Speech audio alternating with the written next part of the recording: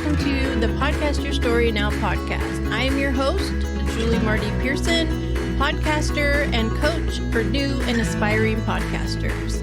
I am so excited to have you here to listen to this new episode. I hope this story inspires you and gets you motivated to podcast your story now.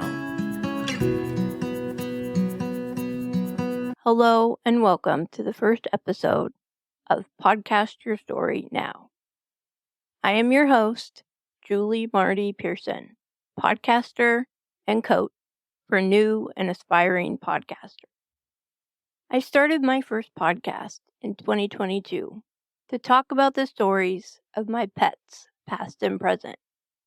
I sat down with a friend and we talked all about our childhood pets. From there, the story of my pet was born.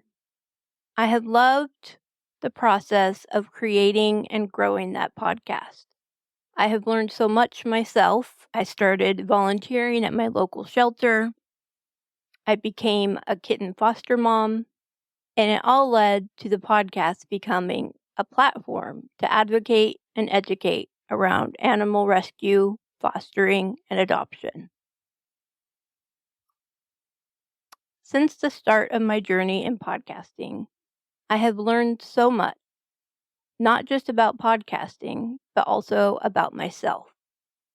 So I decided to start this podcast to share some of my own personal stories, my journey as a podcaster, and help others looking to start their own podcast.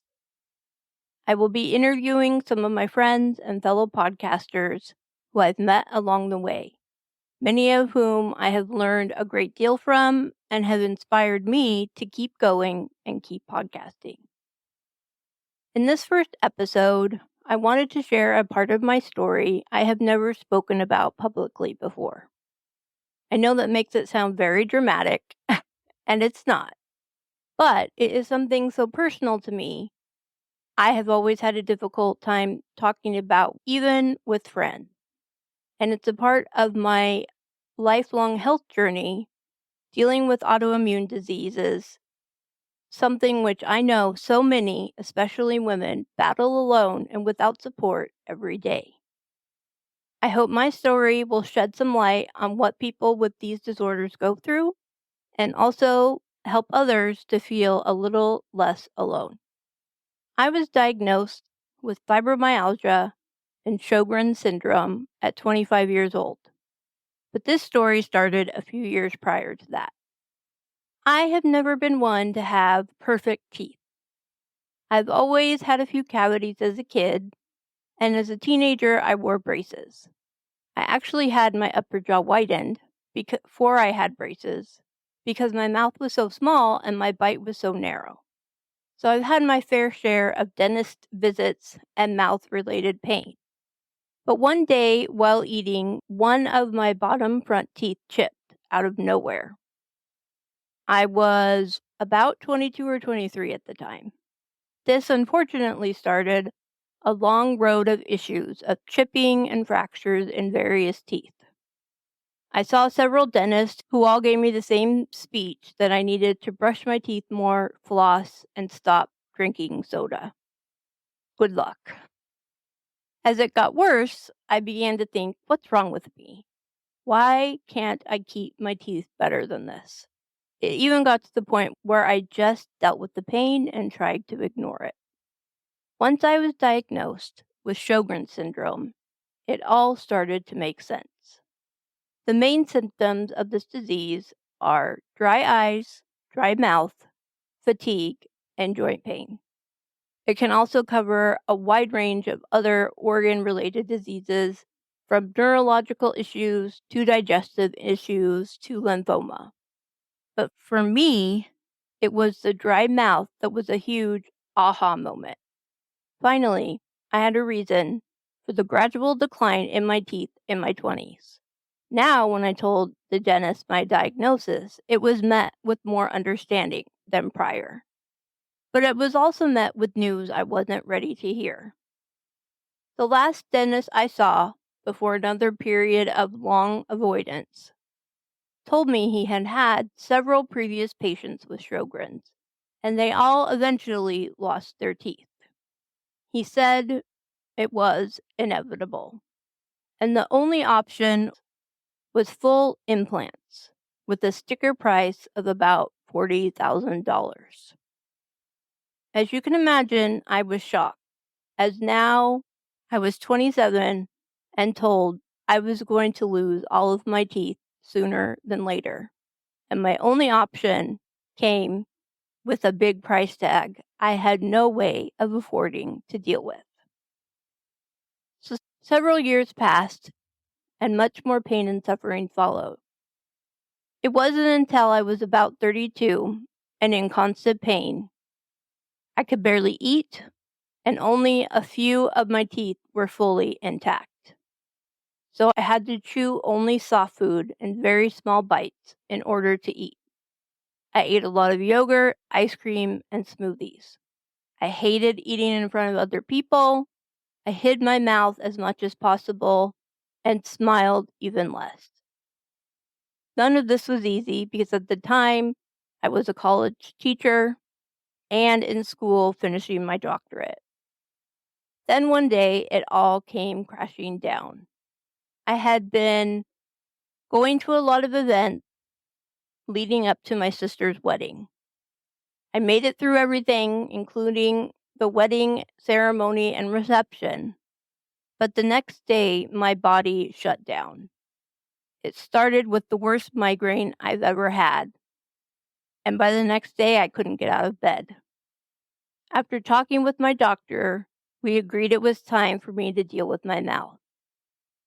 Luckily, I had a friend who had recently had an implant put in, and she loved her dentist so much. So the next day, I called him and made an appointment. For the first time ever, I met a dentist who saw me as a person and not as a dollar sign. He held my hand, looked into my eyes, and said, "I don't know how you've been suffering like this. You must be in so much pain, and I'm sorry. It is time to fix it. We have to get your teeth out of your mouth so that your body can start healing." He also told me that even though implants were the best option, it was okay for us to do the lower cost option and start with dentures. That moment changed my life. Next stop was an oral surgeon who was also very understanding, telling me he would do anything he could to help me with the cost, and if I wanted to, he would work me in the next day. He was ready to help me as well. Several weeks later, after leaving my job on disability and taking the summer session off from school, I had what is called a full mouth extraction. Every tooth, or what was left of most of mine, was removed along with the roots. My bones were cleaned out from the infection in my mouth and filed down to the right shape. I immediately went to the dentist from the surgeon's office to have my dentures placed. The pressure from the dentures would help my blood clotting and help me to heal faster. All in all, the surgery went smoothly and I felt okay afterwards. I was already admiring my new smile. A day or so later, I wasn't so happy. Once all the meds wore off, I was in the most intense pain I had ever felt. And trust me, I questioned if I had done the right thing. My entire mouth and head throbbed from the surgery. My mouth was healing from years of pain and infection. It took several weeks for the pain to lessen, and I had to go every few days for adjustments. As the swelling went down, my dentures had to be adjusted to fit.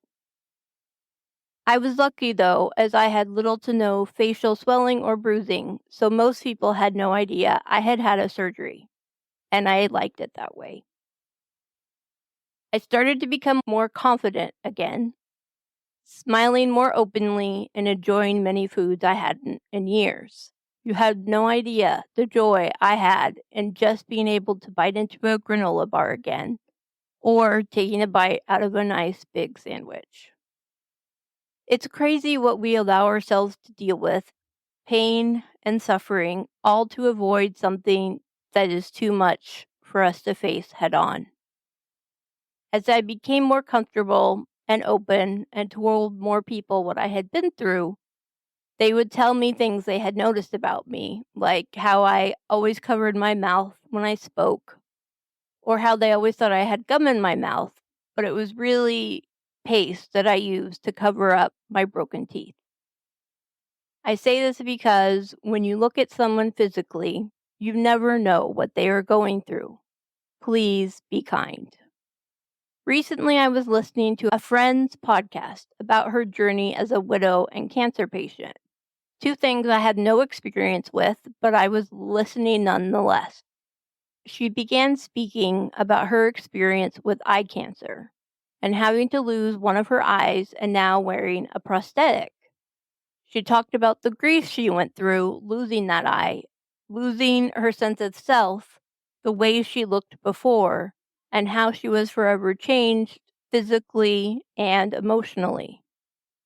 Hearing her talk about it made me realize that I had gone through a grieving process myself with my teeth. And now I knew it was okay how I felt. I was grieving a part of my body that was leaving me forever.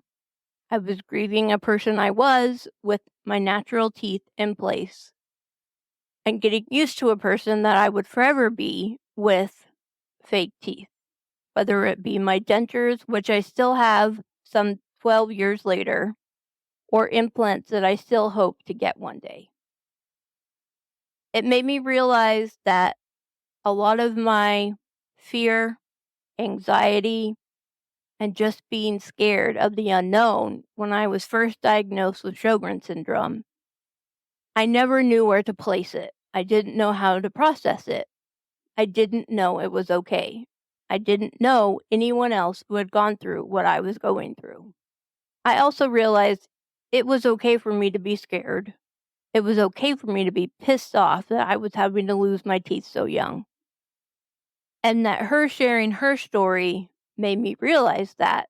And maybe by me sharing my story, I can help someone else.